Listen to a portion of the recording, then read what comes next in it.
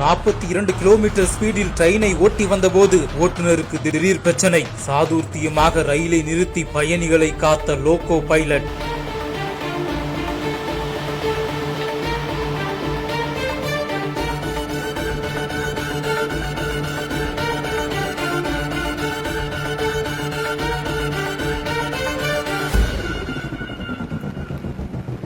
Chennai central நோக்கி வந்த ட்ரெயினில் பரபரப்பு. சப்தகிரி விரைவு ரயில் ஆந்திர மாநிலம் திருப்பதியிலிருந்து இரவு சென்னை நோக்கி வந்து கொண்டிருந்தது. அப்போது அதன் ஓட்டுநரான யுகேந்திரன் என்பவருக்கு திடீர் வாந்தி மற்றும் வயிற்று வலி குறைவு ஏற்பட்டுள்ளது. இந்த சமயத்தில் அவர் சாமர்த்தியமாக ரயிலை இயக்கி வந்து திருவள்ளூர் ரயில் நிலையத்தில் இரவு 9 மணி அளவில் நிறுத்தி ரயில்வே அதிகாரிகளுக்கு தகவல் அளித்துள்ளார். அதன் பின்னர் 108 ஆம்புலன்ஸ் வரவைக்கப்பட்டு அவரை மீட்டு ரயில்வே அதிகாரிகள் திருவள்ளூர் அரசு பொது மருத்துவமனையில் சிகிச்சைக்காக அனுமதித்தனர். ரயில் 1 மணி நேரமாக திருவள்ளூர் ரயில் நிலையத்தில் 3வது நடைமேடையில் நிறுத்தப்பட்டிருந்ததை கண்ட பயணிகள் அவதியடைந்து அங்கிருந்து புறநகர் ரயிலில் சென்னை சென்ட்ரலுக்கு சென்றனர். அதன் பின்னர் மற்றொரு லோகோ பைலட் கலையரசன் என்பவர் வரவைக்கப்பட்டு அந்த ரயில் சென்னை சென்ட்ரலை நோக்கி புறப்பட்டது.